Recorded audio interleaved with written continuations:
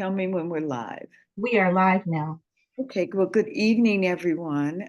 This is the weekly meeting of the Enabling Ordinance Edit Ad Hoc. And it is 6:35 p.m. on July 1st, 2024. We are continuing the work of reviewing our comments and edits so that it will be put in order for us to send to Councilmember Kalb and Councilmember Jenkins, who are the proponents of these edits in the City Council, and to, I guess, ensure our comments and edits are considered and that any additional discussions will be held. So we left off, can you scroll up so I can see where exactly the C is? We left off at 2.45.040, Commission Governing Policies and Rules of Order. So here we are. There's no change here in C unless this is a brand new provision. Accordance with.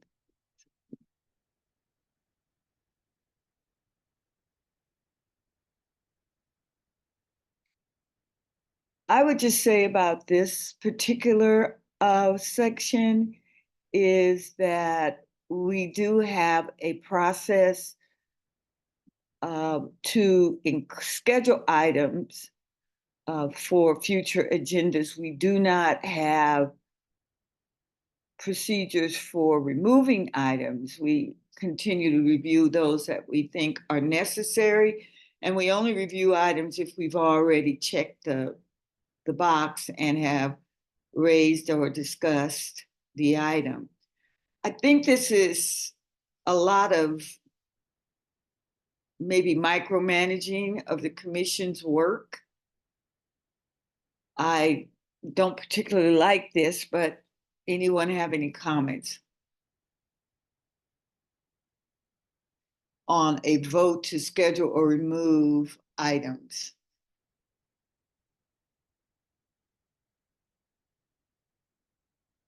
I think the reason it's here is that your previous chair was scheduling items on her own, as I recall. Yes. Without the input of her fellow commissioners. And I think this is meant to prohibit that type of agenda management. Yes, I understand that. A lot of what's going on in these edits is a response to previous leadership. And whether we want to engage in this level of micromanaging the leadership just because one leader tended to be over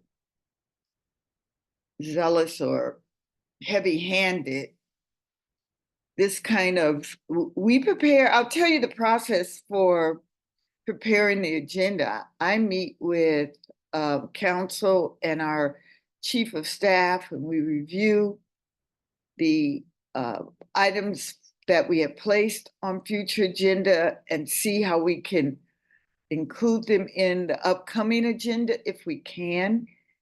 Sometimes it involves a formal invitation to a group like Macro, and we had the fire chief, we had the director of Macro, we had dispatcher come from the police department, and that kind of coordination. If we have to stop and have some sort of vote on whether or not that's appropriate, when in fact we are recognizing the fact that Macro is an item that is continuously brought to the attention of the police commission in its role as diverting police involvement for non-criminal activity, mainly, unhoused people on the street, mental health calls, etc. I'm not sure how we didn't get a vote on whether or not that should be on an agenda, because we're capturing everything that the future agenda items noted in a previous meeting. So I know what this is all about, but it's creating, I think, more work for commissioners. And we are volunteers with our own lives.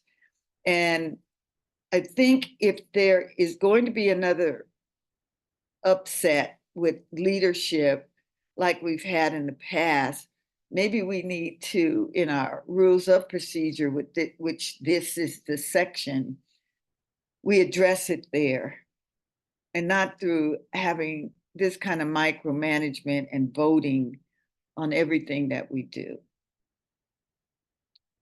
Mac, did you have your hand up at one time on this? Yes, I did. I had one thought, which I think I've resolved, but I will just to make sure I understand the intent of this language. It is because it says a clear process for the commission by a motion and a vote to schedule items. Is that saying that the process will include there being a motion and a vote to schedule items? Or is there the clear process is catching me a little bit here, where is there a requirement there is a process, or a requirement that that process includes the subsequent clause? I'm not sure. And again, I agree that there should be a process, but it's, to me, not a full vote by the commission on items, agenda items. Since at the end of the meeting, we certainly give the ability of any commissioner or even the public in their public comment to list the future items and hold us accountable. Ms. Leonard, Kathy Leonard, I see your hand. I'm sorry, I hit that accidentally. Okay. So if the commission rules of order shall provide a clear process for the commission, I think that's where if that's all this is about, is rules of order, we are going to take up a full review of our rules of order in an ad hoc that not only will have rules of order, but they will also have rules of procedure, which are also required by these edits. So I'm not sure. This seems vague enough that it's going to cause a problem. Kathy Leonard, your hand's still up. I'm sorry, I'm on my phone, so I have to figure out how to take it down. This screen is bizarre. No problem. All right, sorry about that. I did it for you, Ms. Leonard. So this is a question that I will still have on this one, but let's move on, because if we go at this snail's pace, we'll be at Christmas time before we finish.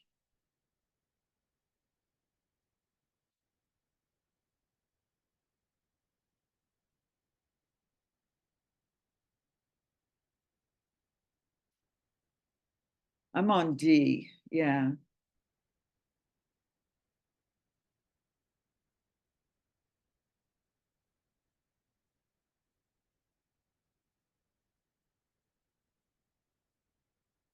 I don't have a problem with D. Anybody have a comment on D? Okay, let's move on. E, to the extent required by law, the city will provide impacted employees with notice of such proposed amendments to the, okay, that's obviously required by law, actually.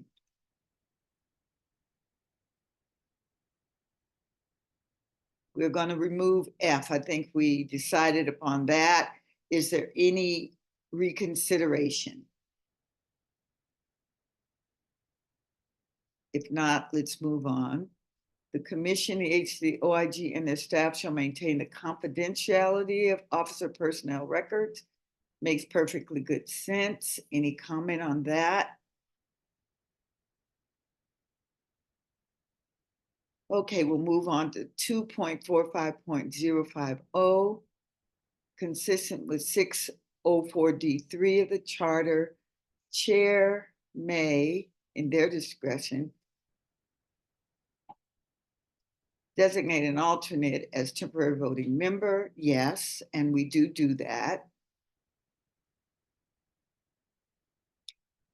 B, whether or not designated as temporary voting member, an alternate shall be deemed to play an official and essential role in the duties of the commission, shall be permitted to attend all closed session deliberations. Yes. If there are no reconsiderations of that, we'll move on. Background checks.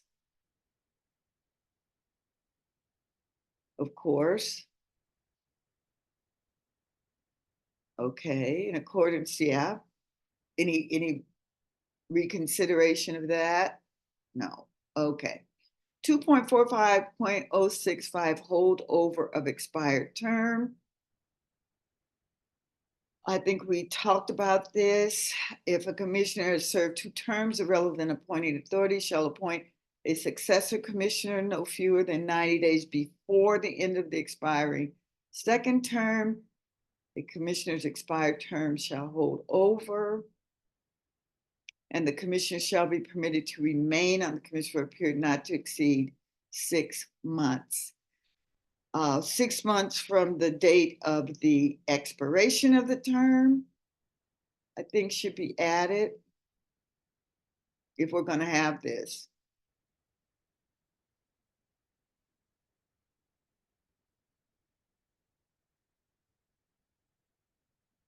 Like that? Yeah.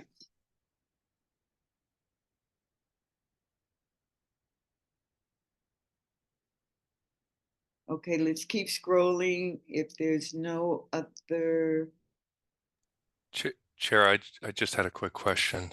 of course. So my only concern there, would it be, Hold on. Don't go further, Micah. Go back down. Yes. so the first sentence, the relevant appointing authority shall appoint a successor no fewer than 90 days before the end of an expiring second term. And okay, so this is a second term. The second term. This is the Regina thing. Okay, and then a commissioner's term shall hold over. Permitted to remain on the commission. Okay, so with understanding those, the distinction between the first and the second. Yeah. I've got you.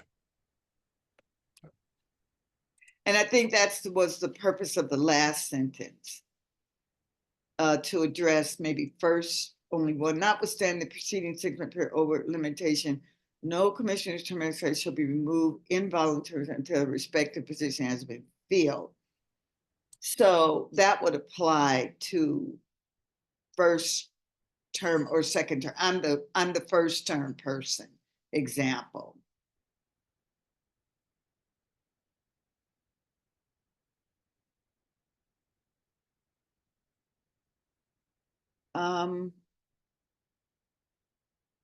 And wait, before we leave that other one, and if you use Brenda Harbin Forte's example, she was removed, but no one has replaced her. So we're saying that for that commissioner whose term has expired shall be removed involuntarily from their position until the respective position has been filled.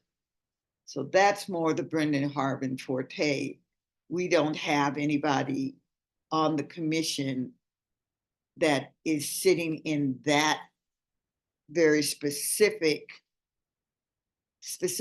defined commissioner seat, that it be held by a retired judge or a criminal law practitioner.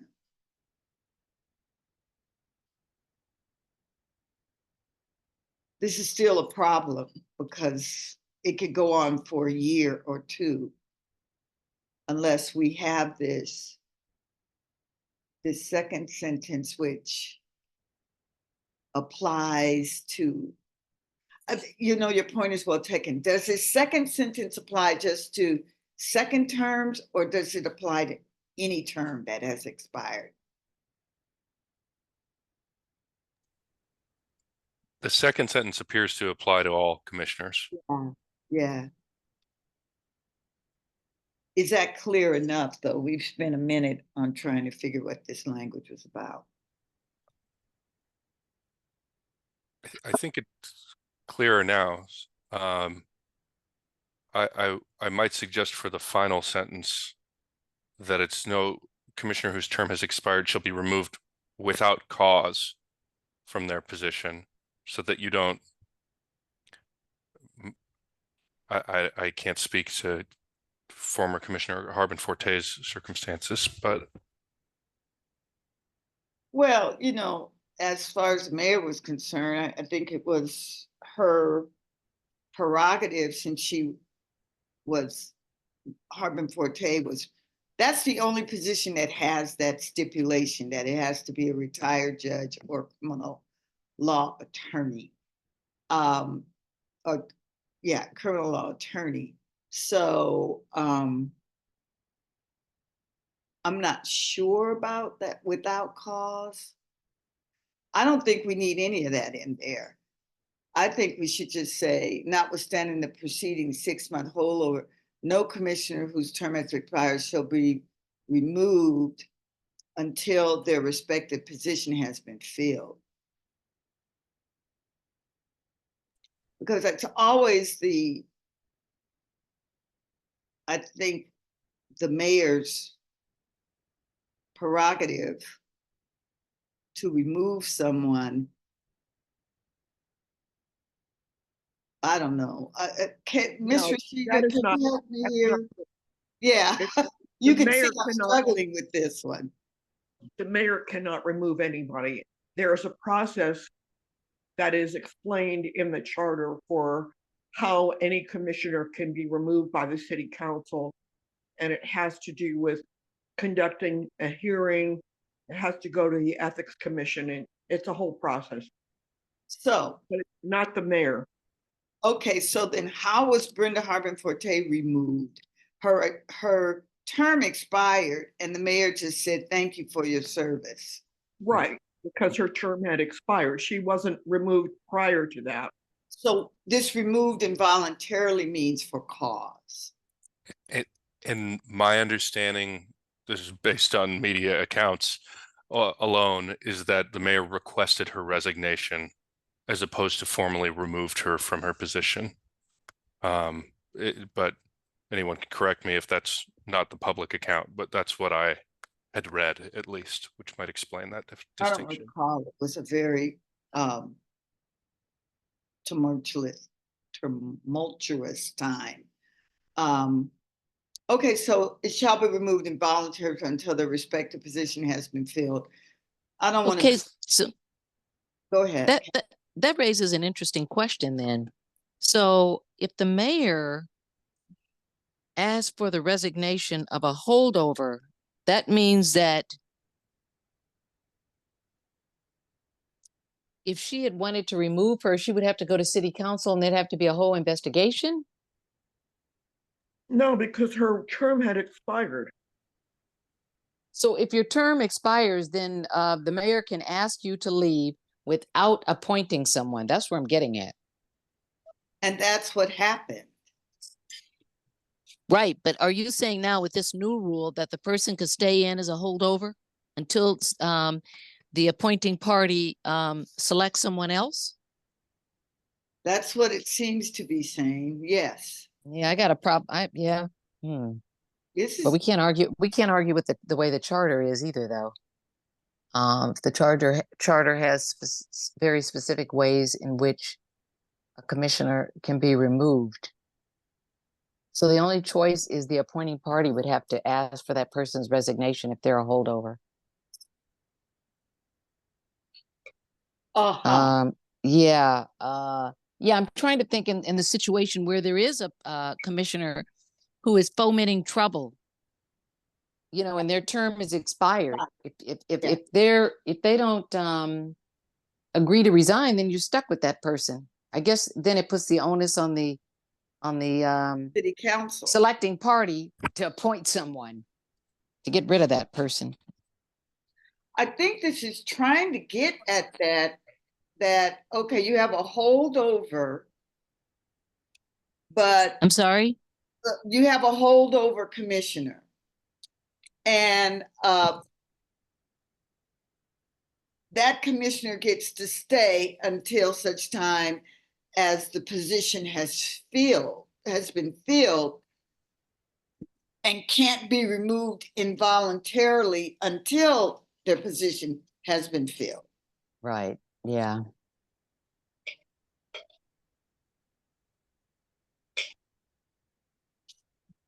Well, let's keep going, guys. This is, Yeah, I need to think on that a little longer, but thank you. yeah, we'll still flag it in our discussions with the chief of staff as to why. I don't know if we wrote this now or if this was already, if this was one of their edits.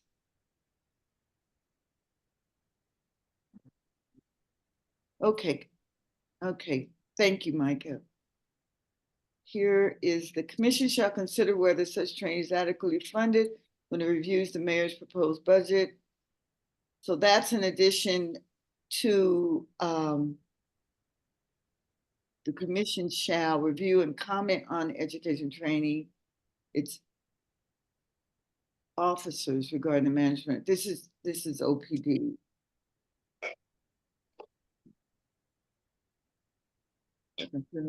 Okay, that's reasonable, that last sentence. Anybody have any comments? Okay, let's keep going. Preparing to lose the mayor, the city administrator, the city by April of each year in accordance with city requirement. A proposed budget for the proposed. The A is taken out. The line is to the A. I can't tell. Proposed budgets. Yes, okay.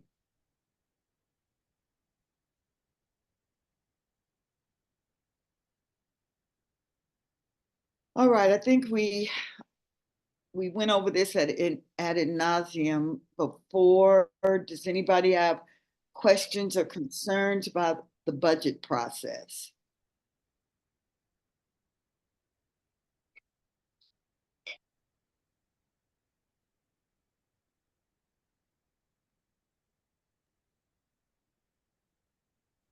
Rashida, are you aiming to comment on this? Not really. Okay, well, let's keep going. Mac, you've been in this budget morass. Do you have a problem with this? I don't have a problem. I would just note it's hard for me to gauge as this year's financial circumstances have been so apparently unique in that I part of this is incumbent on the finance department to provide some fiscal forecasting before April 1st. And right, we got to give a little insight to the budget process. Sort of, it was a dynamic, changing circumstance with different asks, really stretching from March until last week. And so I'm going to just presume, given the language and what I've heard about prior budgets, that that's distinct to this particular fiscal situation, and that it is in fact feasible to submit a proposed budget on April 1st, because they come back and ask for amendments and just want to make sure it's meaningful. But if the standard is there's usually continuity of a proposed budget coming in around that time, then that makes sense. Okay. All right, and this last sentence is something we put in, and that's good. I don't know if anybody has any second thoughts.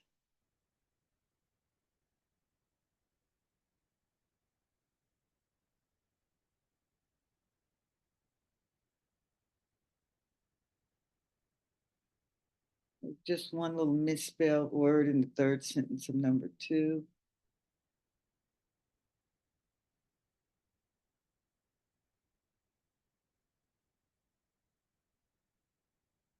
Okay.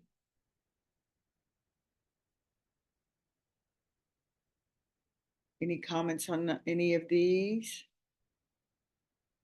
I think we added something going down further. Yeah. We rearranged and added that earlier paragraph. Receive and come chiefs annual report. Okay, for the duties of the commission. Okay, let's go.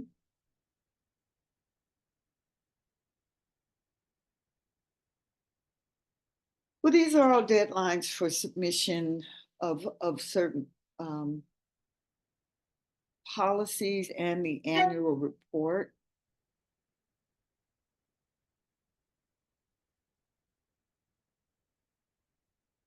Something came to mind or my attention today. And I think it was sent from one of your members, Kathy, Ms. Vale.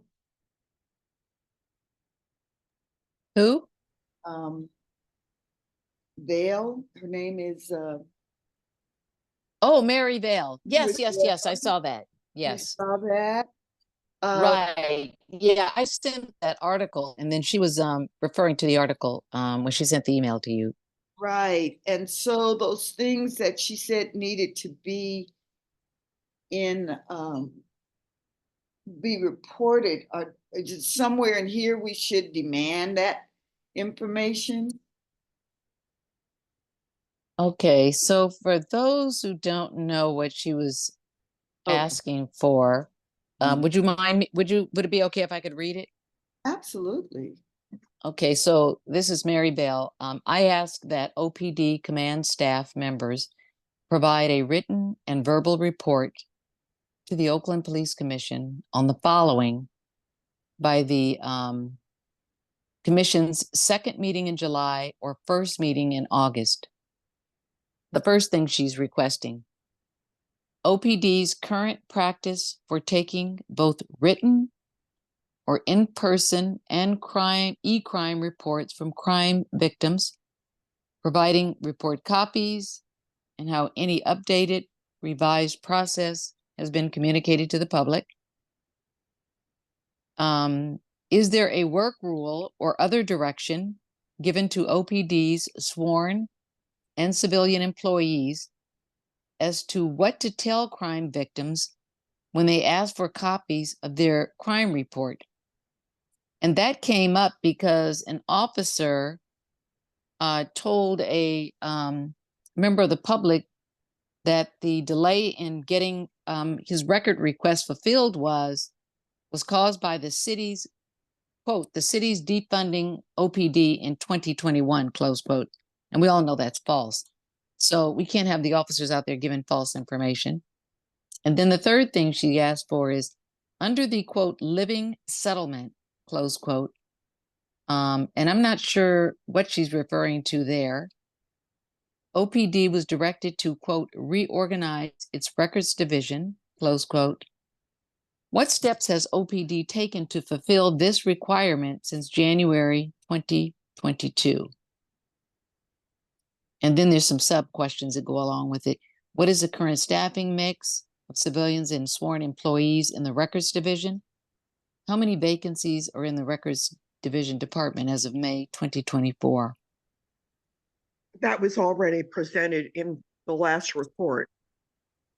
Okay, and then the final thing was, are there budget proposals from the mayor or others to freeze or cut OPD's civilian workforce in the records division?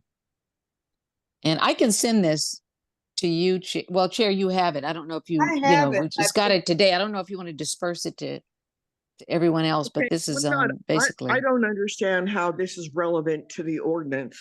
It's Okay, not. This Okay, is something that the commission can request the chief to provide in his next report.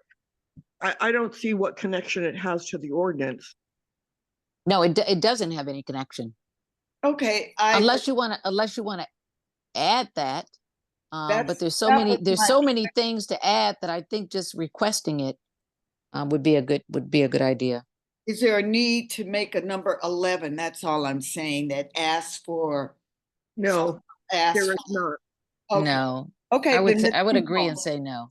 Okay, let's keep going. We'll table that, but I guess I still need to get with you, Ms. Rashida, as to what she's actually asking for, and does it fit within that information template of reporting, even miscellaneous things that we could ask the OPD to give to us. So Okay.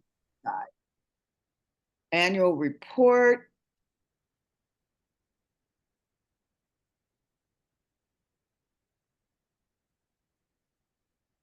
Okay. Again, some requirements on the part of us to be diligent around the chief's annual report. Here's the annual performance reviews of all of our direct reports. And we know that we need to create those and make sure that our direct reports are on the performance matrix for a year before we can view them. Any other concerns about this portion?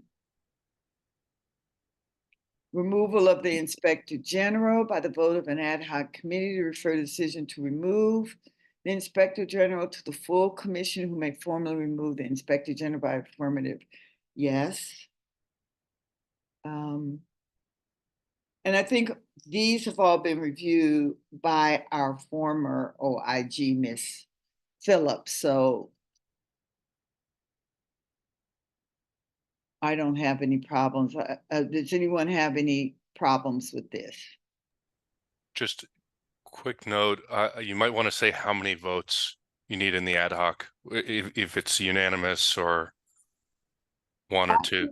I think any vote of an ad hoc, I don't know that it's, yes, but it doesn't have to be unanimous. There's only three commissioners on any ad hoc, but there would never be a decision to remove any of the direct reports without a vote of the full commission. So if this is an issue on how many votes it takes to move it out of an ad hoc committee, it would have to be a majority. Understood. Yeah, I think just by the majority vote, just so you have Yeah.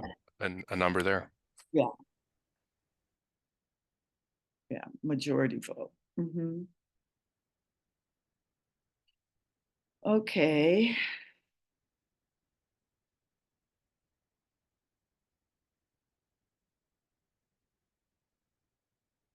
I believe all of this was in the S1.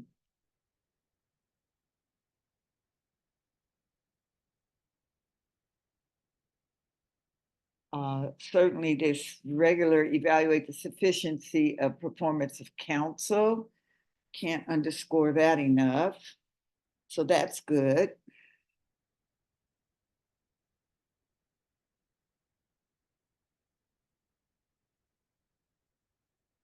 Once a calendar year. Okay.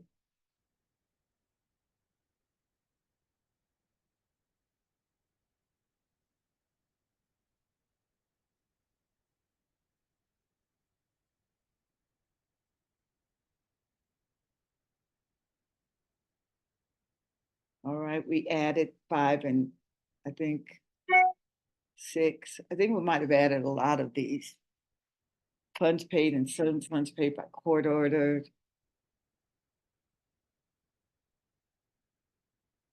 You know, we got into a lot of discussion about Skelly. Chair, can I interrupt you for a moment? Yes. Did we skip over E? Back up. I lost you somewhere. That's okay. Here's E. Have we gone past E? Yes, we did. So well, I had wanted to focus on E2. Okie doke, we did stop a minute there. Yes. And E2 is, first of all, there's a sentence that's very confusing, and there's also a typo in the third line. We caught that typo when we were there. Okay, but a final sustained finding of misconduct, first of all, final is, I'd like Mac to comment on that, because I think the word final may not be After the appropriate. arbitration. No. Exactly. So that, I think, has to be looked at. But there's the word concurrence is also extremely unclear to me. I don't understand that whole notion of why any of these investigations need to be in agreement on the findings. I just don't understand where that word comes from or why it is relevant. Matt, can you comment? Yes, I would tend to agree here that it limits, again, it limits the commission's power to remove the chief or to find cause, because concurrence does presume that the CPR investigation is concurring. And I believe the current language is framed so that if an outside entity post, for example, call it, the myriad options there, EICRC, that you still can take action without CPRA weighing in, but that if CPRA weighs in, all the better. Well, also the word or CPRA, it doesn't, I mean, it sounds like it could be any one of them. Correct. Which is also not acceptable. So I would just lean toward CPRA investigation in which termination is within the recommended range of discipline in the department's rate. So you can knock out concurrence is met and. Right. So you can keep the in which and start from concurrence, and then those 4 words. Yeah. Go out. In which termination is within the recommended. Yeah. And then on final, I would echo that comment that final brings with it ambiguity that I don't think is what is sought here. So it should say a sustained finding of misconduct against the chief arising from, and shouldn't it say any of the following: an administrative investigation conducted by Internal Affairs Division, second bullet point, an outside entity or outside investigator, and or CIPRA?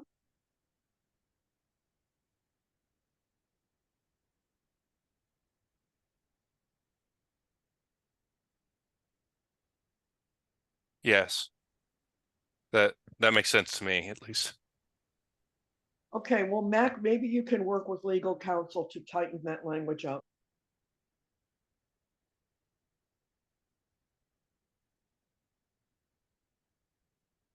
Happy to do so. Yeah, I would leave. I believe what's being recommended is any of the following :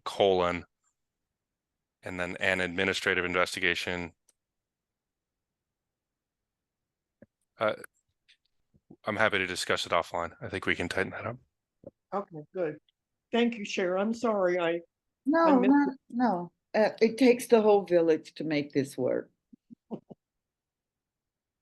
Okay. Well, we had gotten that far? Okay, let's see.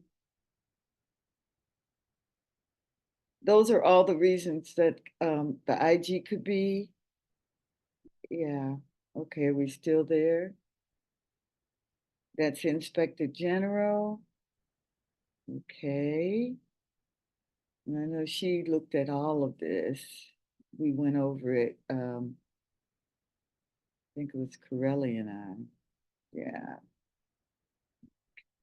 Policy guidelines, provide policy guidelines to the agents to refer assistance in determining case prioritization. Excuse me, Yes, can you refresh my recollection on what section we're on? Thank you.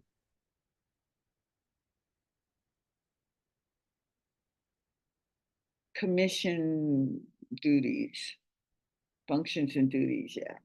Great, thank you. Mhm.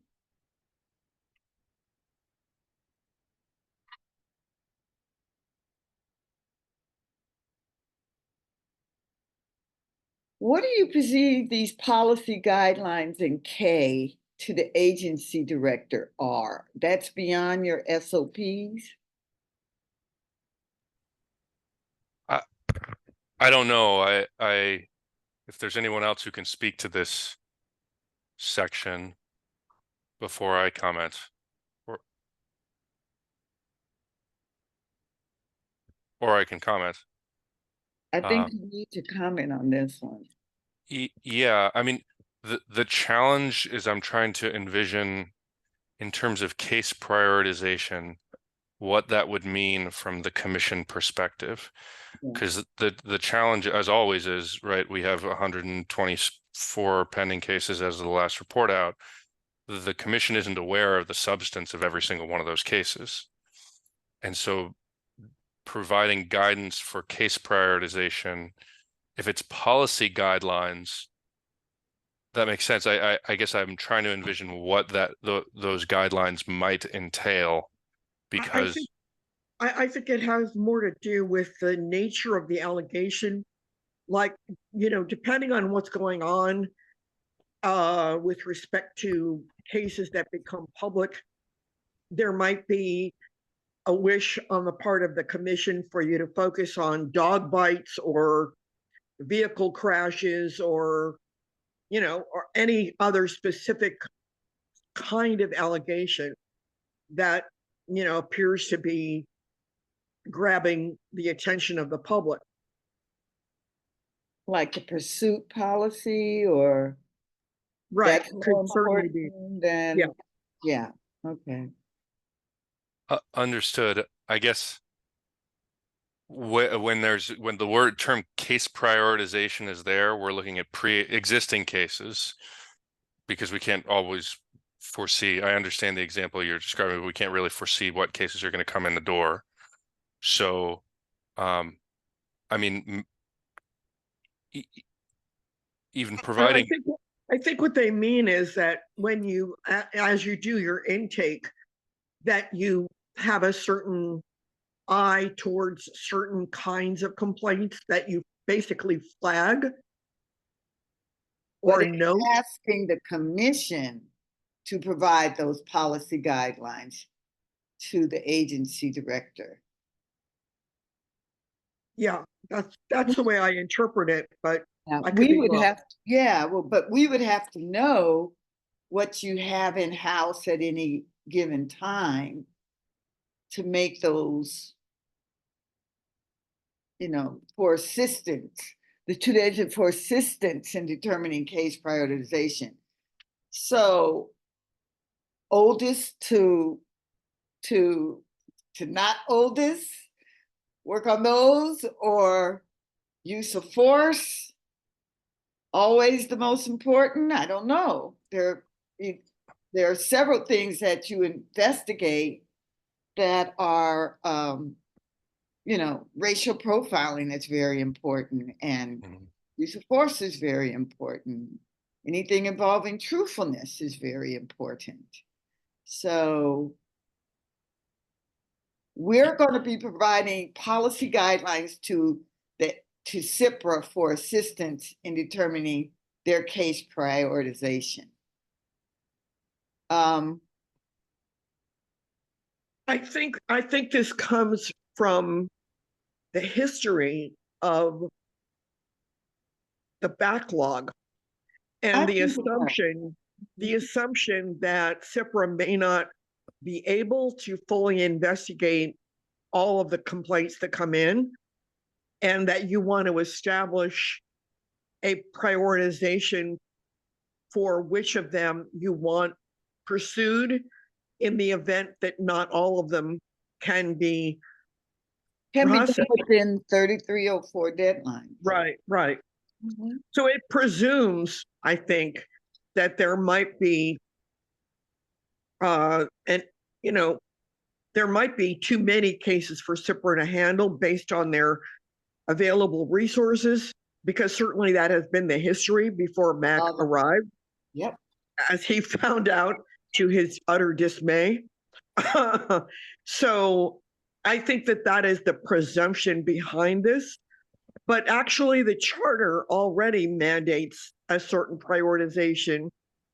Yeah. And I'm not sure that the commission really needs to go beyond that. So I'm not even sure this is necessary. You might want to just delete it. Yeah, I think I think it would get into some not necessarily micromanaging CIPRA, but I think it gets into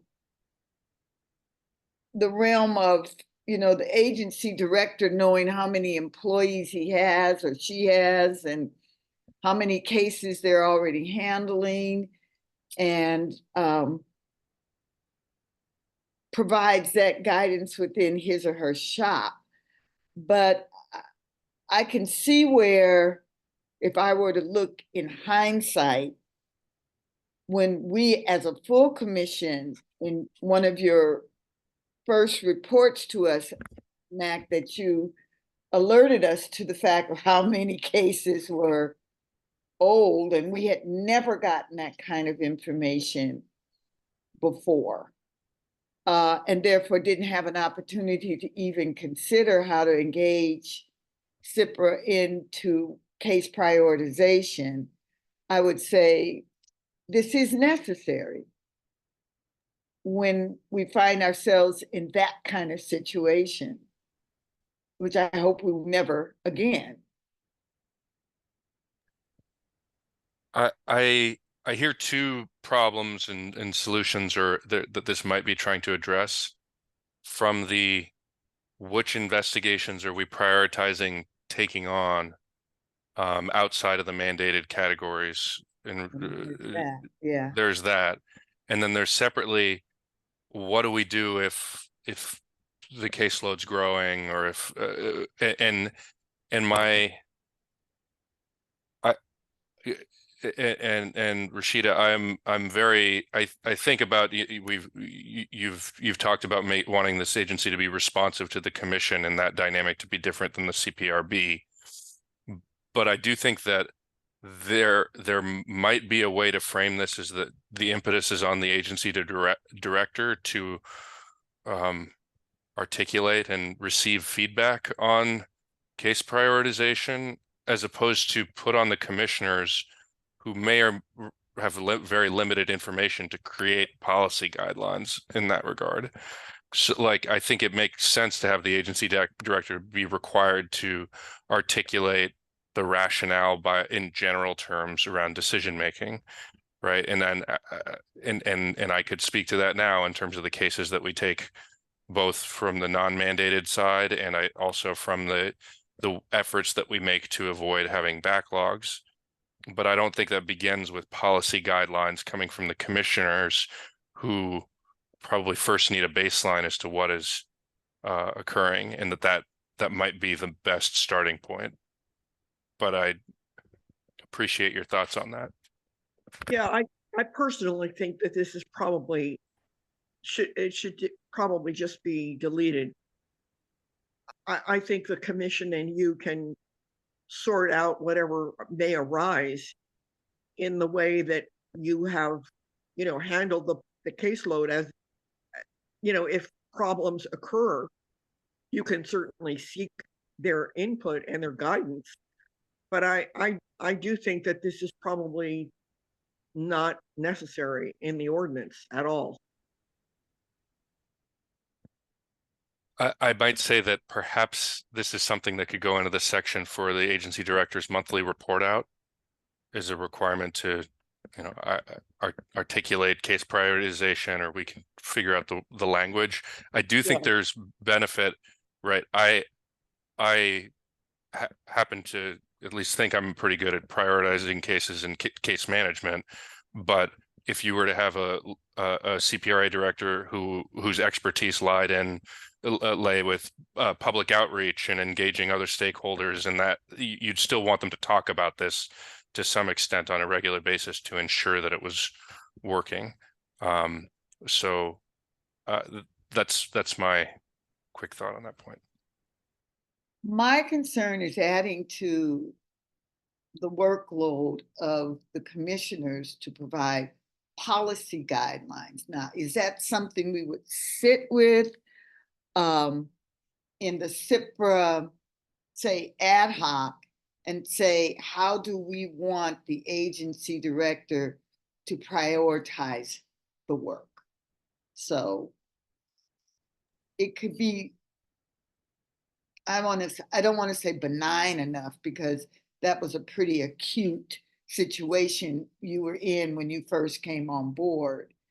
But if we could think about it in advance, and if the policy guidelines may be, like you said, require the agency director to keep the commission updated on the work and how that work is being prioritized. That could be the short and long of what we do on this one. So I don't know, Ms. Rashida, I really kind of feel it's benign enough if it is just a matter of making sure the commission is kept aware of the number of cases and how the agency director prioritizes. And that could be just part of a rule that Well, we I think Mac's solution is that it should go in 0.46 under the CIPRA, that it's part of his reporting to you. Okay, and that's a fair resolution. So move it. Yeah. Thank you, everyone. Okie doke, and that will change the lettering. Miss Rashida, you said 0.46, that's 2.45, 0.46, or I'm not sure which section it should be. Did I do this correctly? It's 2.46, and then their point. 2.46. 2.46.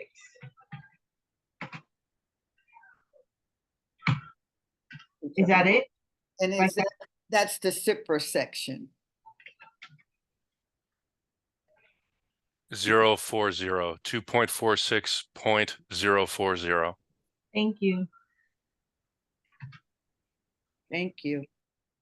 Okay, let's pick this up a bit.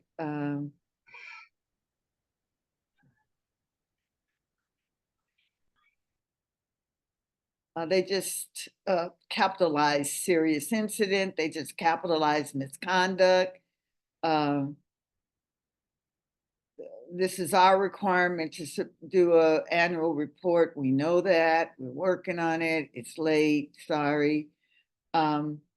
Keep going. Provide an agenda item to solicit public input to potential amendments to update the commission's rules of procedure and to ensure compliance with section 2.45040, which is GIPRA. Is that right, Mac? Yeah, that's the one we just did for the other Yeah. comment, which was CIPRA. Right, an agenda item. Maybe not, because it was 2.46 though, right, Mac? It wasn't 2. Yeah, that's a different section. This is a Yeah, different that's- section. Okay, so Yeah. 2.45.040 is what? I don't have the full, maybe I do. It's the bylaws and rules. The commission may prepare its own bylaws to govern its operations, and such bylaws shall be approved by a vote of not less than 5 affirmative votes. Provide an agenda and solicit public input. Well, yes, that would, that makes sense that it would be on the agenda. And in that, the public would have public comment on these. Okay, that's not a problem. Let's keep going.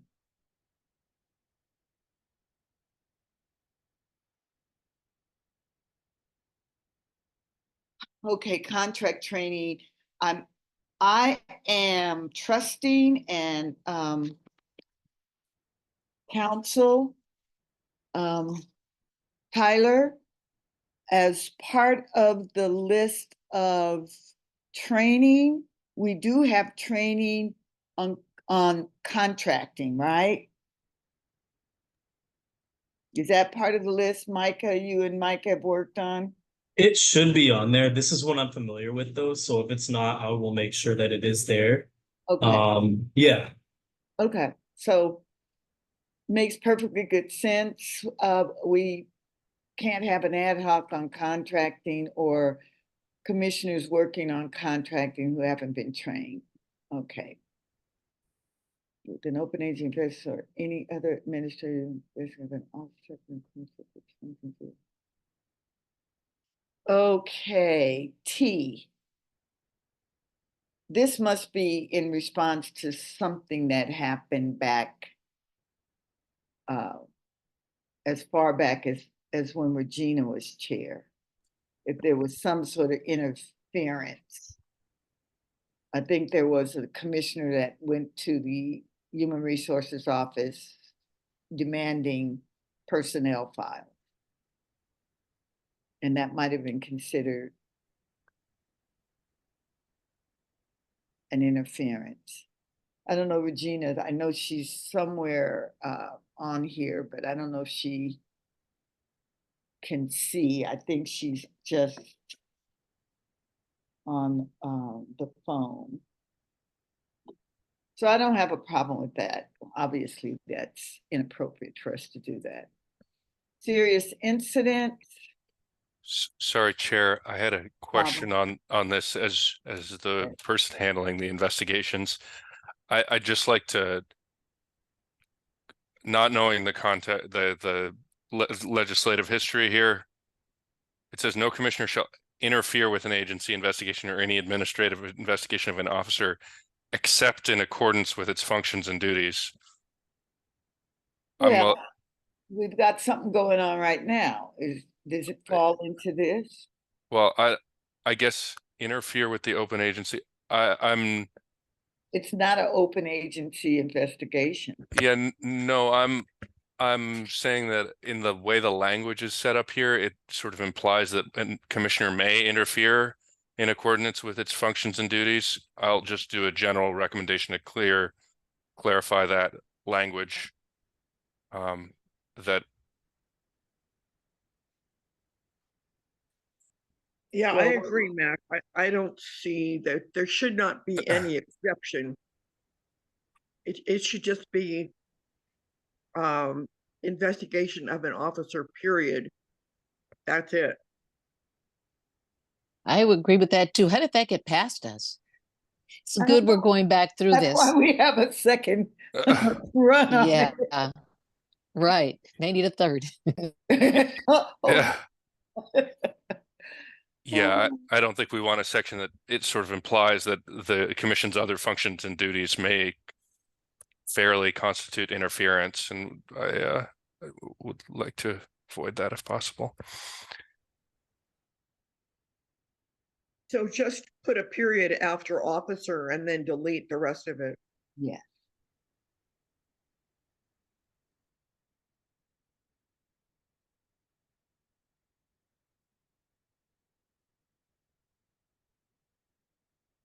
But devil's advocate, is there any scenario under which we would have authority to interfere? I don't think so. So, Well, and that's the tough part, is that interference isn't defined here, right? Yeah. So it isn't interference if there's a lawful purpose to, but I don't know.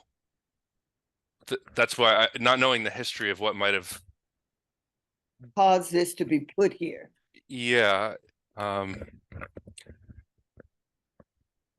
don't I know. have a note here from Regina. A commissioner asked a CIPRA investigator to hand over personnel files.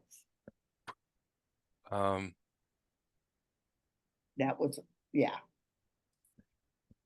Yeah, I think you'd run into more issues than just that I think so too. that particular ordinance section, but no objection here.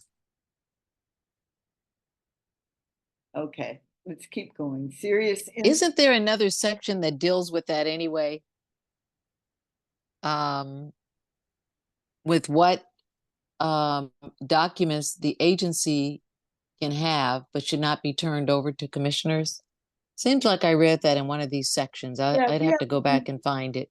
We have to do something called an F2 or F4 vote to get certain documents from CIPRA. Am I correct? Generally speaking, yes. Yeah. So, right, the agency can proactively provide in accordance with specific narrow commission duties. And then there, yeah, but there is an F2 request now that I think about it, Yeah. for almost every instance. So, and that's the charter provision that says that to the extent permitted by law, the commission and the CPRA and IG's office shall have essentially equal access to department records. Okay. All right, so are we good with this? It's 7:38. We have 22 minutes.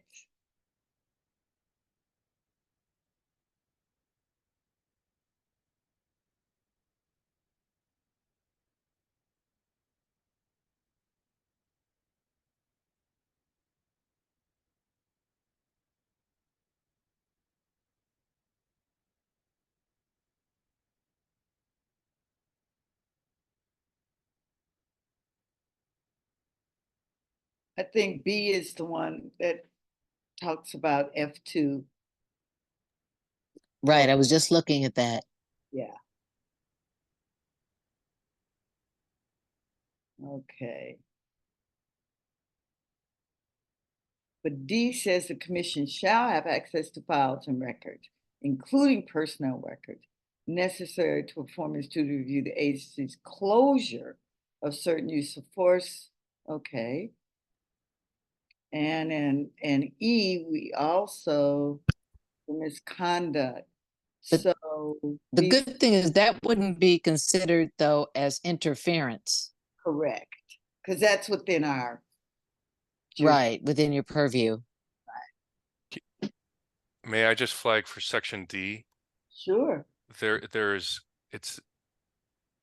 Oh, I'm sorry, section E, dismissal and or administrative closure. Tyler, can I confirm that that's pulled from charter language? It's reading to me is inconsistent with the charter language, the dismissal and or administrative closure. I have the charter pulled up, so I will look at that right now and see if that came from there.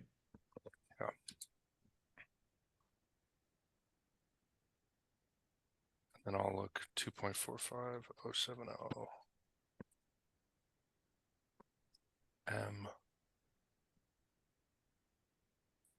Dismissal and or administrative closure.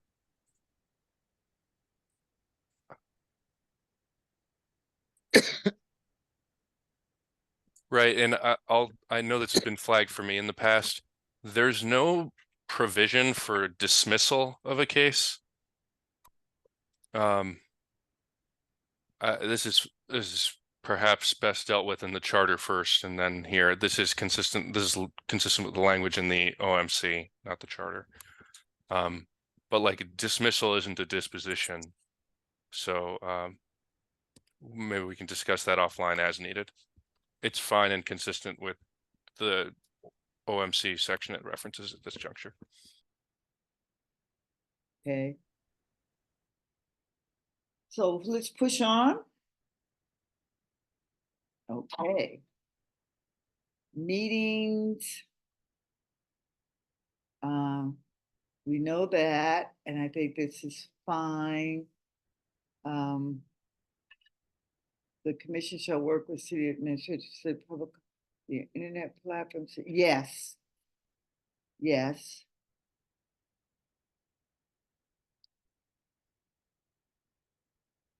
Okay, oh, okay, all of this is Chair, now in section. Can I go back to just for a minute to access for documents? Of A course. says that the commission has access to personnel files, but B and C say the opposite, with the exception of personnel records. So I'm not understanding the difference between A, B, and C. I think we did go over this before and why they said something different, and that's why it's highlighted. But have we resolved it? I don't know that we can. This was not our edit. We don't know why this is written this way, but we flagged it.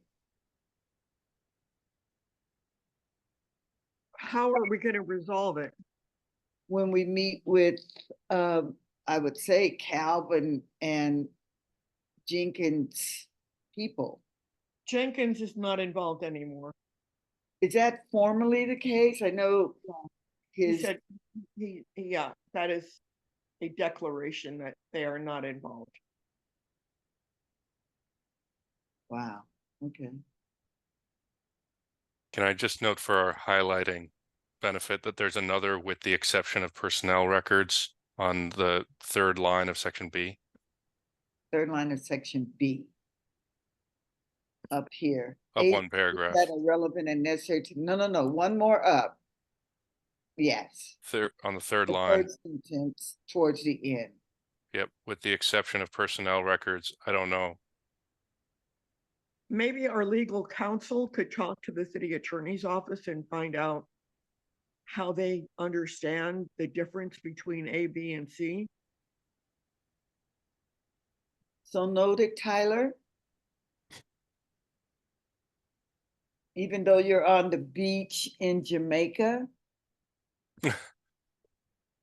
Man, I wish. But yeah, I will bring this up with Katina about talking about that. And, you know, we could probably do some research on our own and see if they are basing this in state law or if there's somewhere else in the charter that creates this distinction between the three. So we can see if we can find it on our own. But if not, we can bring it up with the cities.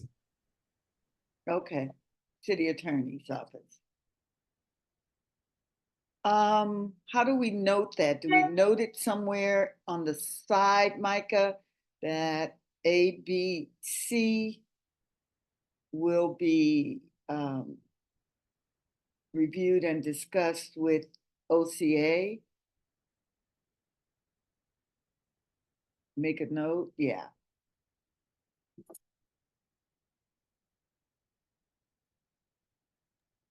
And you have, and include, you might want to include that other section earlier that talked about interference. Just since you're having a conversation with Ryan Richardson about the relationship between the agency and the police commission with respect to these personnel records or any records for that matter. Well, can you say that again? I'm not sure. You said a lot, so I'm not sure what you wanted me to note. It's up in an earlier section. Do you remember that section, Ms. Leonard? Yeah, the section about interference. Because it said that you could, well, Matt had a question of, We deleted that part that was confusing. maybe that's something that can be discussed with the city attorney's office as well. Because it sort of may relate to these items. I'm just playing the devil's advocate here. So go up, let's see, where were we? Ooh, what? I think no commissioner, yeah, shall interfere with an open agency investigation or any other administrative investigation of an officer. Is that the one you were referring to, Ms. Leonard? Yes, thank you. Yeah, maybe you can look at all of those in conjunction with one another.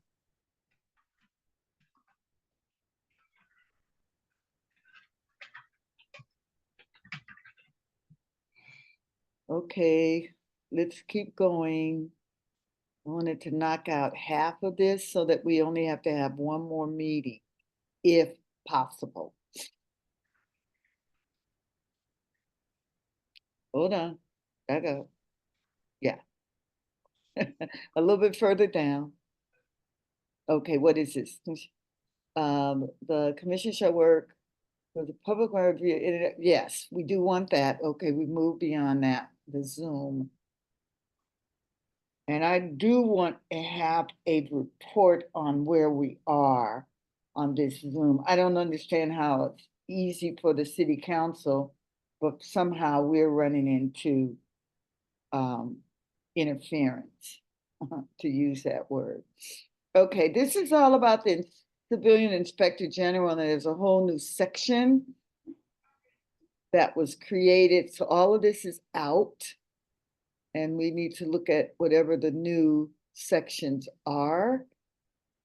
And but now we're on discipline committee. Where are we in terms of page number, Micah? Page number in this document, Yes, because I think it's 30 pages. page 16. Okay, come on, let's go. Let's see. Don't want to rush you guys, but I do believe that if we're gonna finish this, we should finish it in another week or two. I actually think that the whole section on the inspector general is probably Done. fine, Yes. because I think that, Michelle was good with it. So I'm not sure that we're gonna have a lot of work to do on that section, I which don't is, think so. And when Yeah. Jesse was still chairing this, he and I met with her and went over that. And we made whatever corrections or questions or what have you. So we may be able to finish this in our next meeting. Okay, establishing discipline committee. I want to know why these discipline committees, notwithstanding that we all have to have training and et cetera, why they are so last minute.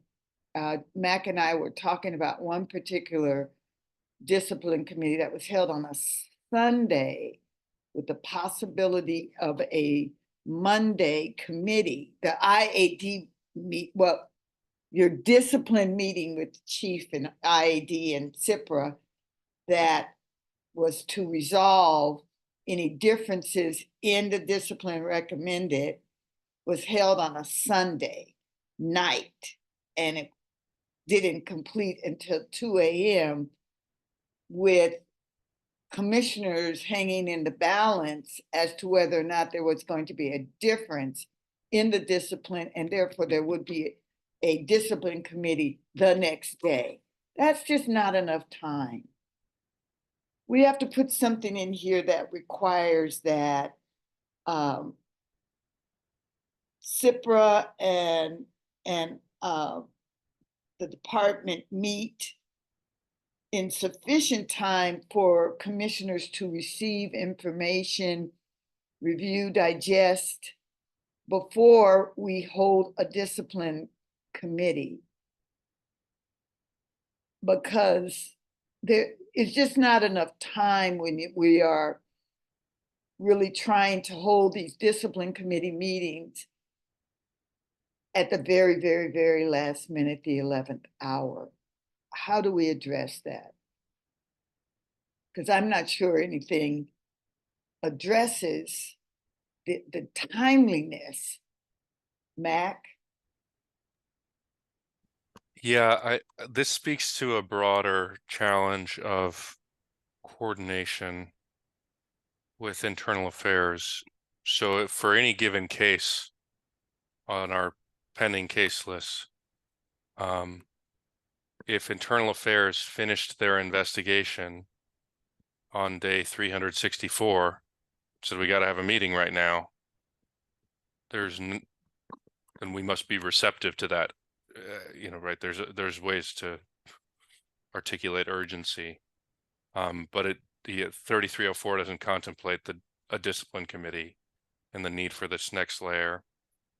I don't know that it's an ordinance requirement, because of course the department's relying on the NSA standards and the future in which the IG's office would be auditing continued compliance. So I don't know how one could require that, because usually one investigation is waiting for the other to be ready to present. Well, the NSA gives them 180 days. So you're saying that they double that? I mean, in order for them to be in compliance, they have to have at least 85% done by 180 days. Isn't that true? Yeah, but for that other 10 to 15 or 5 to 10 to 15%, those cases are liable to be closed right at the last minute, either based on and I really, generally speaking, right, the cases that are going to take the longest are often the most complex. Isn't that why we put the exception in the charter for 250 days? But that doesn't apply to internal affairs. So we could be done and ready to go, and internal affairs would say, great, we'll see you in 2 months. But I thought that the 250 days was put in the charter to essentially require them to be done within 250 days. Can legal counsel look up that provision? I think it's in G. Yeah, I was looking at that provision today, and I believe it only applies to CPRA, that there's no. I don't think that's why we put it in. I think we put it in to make sure that IAD did not drag their feet on this in exactly the way that it appears to have done. It was supposed to be a backstop to that. 604G. So what I'm seeing is that Mac is correct. Here's 604G3. The agency shall complete its investigation within 250 days of the filing of the complaint. It looks like G5 states that if the agency or the department have not completed an investigation within 250 days, that's one of the things that can allow the commission to convene a discipline committee. But Mac is correct. There's nothing in the charter that puts that same requirement on the department to complete their investigation within 250 days. But I think that the what you just recited, that if either agency doesn't complete within 250, that you can go ahead and do a discipline committee, is the whole point of that. I would just say that in practice, for the commissioners to say, well, you haven't finished within 250 days, we're going to convene a discipline committee. My understanding is the next logical step would for them to convene, and for the chief and I to come in and say, we're we're not done, or one party to say we're not done and then to say, okay, go finish and then come back. I don't know what they would accomplish without the investigation being complete, because they wouldn't Well, have the facts. But it's to force them to do that. 250 days, you know, if the chief then directs them to do it within another 30 days or even 60 days, you're still going to be within the margin. That's the whole point of it.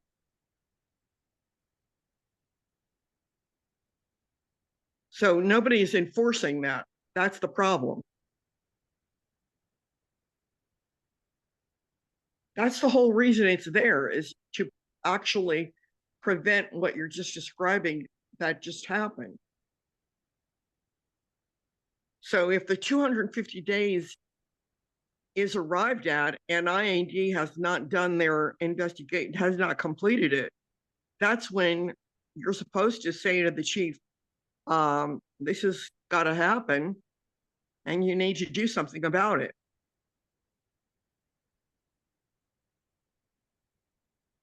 So it's there, the tool is there, but you're not using it. Good catch. Yeah, I'm still, I mean, then the chief says, you know, I guess we can that's a little bit outside of this conversation, and I'd love to discuss more, because I'm not seeing exactly how the tool was designed to be used insofar as her, right, there's of course, can you please do this faster? But I just see that they Yeah. are gaming the system. They are really, I mean, to have something like that happen where, you know, the deadline is so imminent that we're holding this on a Sunday night until 2 o'clock in the morning, on a Monday morning, and commissioners don't know whether you know, whether there is or isn't going to be a discipline committee, and whether or not there'll be enough time to adequately digest the information in order to be in integrity in those committee, you know, discipline committee meetings. It's just a problem, Mac. You know, And And then think what that- is the remedy? What is the remedy if the chief continues to fail to I think the remedy it should be part of the chief's evaluation. evaluation, okay, okay. yeah. I think the point has to be made that this is part of the chief's responsibility, and that that's going to be part of his evaluation. If he can't get IAD to complete investigations timely, that's going to be part of his evaluation. That's a very important, that's so very important to the work that we do as commissioners. It can't be rushed like we have found in a couple of instances it is. And it sounds like it is the police department that is holding all of the cards as to whether, you know, as to when these meetings are held. First, they have to be held between IAD and CIPRA, and they're holding all the cards. And if, correct me if I'm wrong. No, please continue. I can jump in afterward. That's my point. I'm just frustrated. Well, I like, of course, there have been examples of cases where IAD finishes before CPRA. IAD does do the scheduling of these meetings, so that is where certainly where the cards are held. I would just hesitate to, or to my understanding is the top priority is going to be the NSA tasks, and to shave off 115 days of an investigation. I don't know whether that's feasible from a department perspective, or whether that has even been an expectation in the interpretation of this charter language. So do think there's a longer conversation to be had about investigative timelines with an acknowledgement that there certainly needs to be at least some buffer period, call it 2 weeks prior to the 3304 or something to that effect, where there is proper time for the commission to deliberate and I have a absorb. comment from Chair Emeritus, and she said we can propose that a discipline committee meeting must be called 72 hours ahead and no weekends.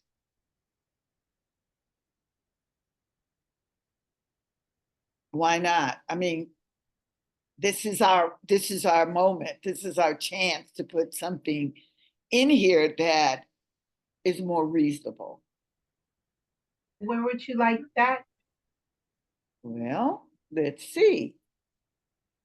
But it presupposes that IAD has completed their work. So you can This put will it in. require them to finish their work before this 72-hour notice for a committee meeting. It's the ordinance is less enforceable than the charter. The charter already has covered that in the 250-day requirement. So you're Okay. not going to get more enforcement in an ordinance than you will in a charter. All right. Yeah, I think there's more to discuss here, because there's also the sort of independent, are we issuing our reports to internal affairs before their investigations are complete? There's a couple layers to this that I think I want to deliberate on further. And as you deliberate, where is your directive? I guess, where is the directive to the department that expresses our desire to have? Do you ever have meetings with who's the head of IAD? Does the commission ever have that person report to them at commission meetings? Maybe that person needs to start showing up and explaining why their investigations are late. Well, they're going to say they just don't have enough officers or something. But I know what you're saying, Kathy. Is that Tedesco? No, that's Captain Durham at No. present. Oh. But Well, maybe, yeah, well, I'm sorry, Matt. Maybe we need to think of other remedies too, to force compliance. Yeah, I mean, I can't think of any off the top of my head, but maybe we need to think about other remedies in addition to that being something that the chief is evaluated. yeah, I would just say that the tighter the timeline, the more reasonable the sort of, we need more investigators to hit those timelines becomes, but Yeah, but it all backs up on the commissioners. yes, and I think that maybe the 250-day is a little bit different than the having a case close, as happened quite frequently with CPRA this winter, right toward the 3304 deadline, which is really something that's more about CPRA having its cases together and having no backlog. But I think that there is a separate issue in terms of scheduling with a buffer period. And currently, I will say, Chair, all discipline committees need to be noticed 72 hours in advance, if I remember correctly, due to the local the sunshine ordinance. And they're convened by you, so technically they would not be on a weekend. Okay, Mac. Well, please note my frustration on behalf of the commission. Most definitely. And somehow we need to address that. Not my frustration as much as the actual fact that these meetings can occur under such a time constraint that it undermines the commissioner's ability to really engage. Yes, Normally. understood. So, all right, let's keep going. We are at 8:05. And we know that this training needs to be completed by new commissioners. We know that this is just capitalizing certain things here. And I think that this is also capitalizing certain things here. Let's see. Establishing additional, we can stop here and pick this up because I do believe that Ms. Rashida is correct that the last part of this is going to be about the IG, and we've pretty much gone over that. There's light at the end of the tunnel, you guys.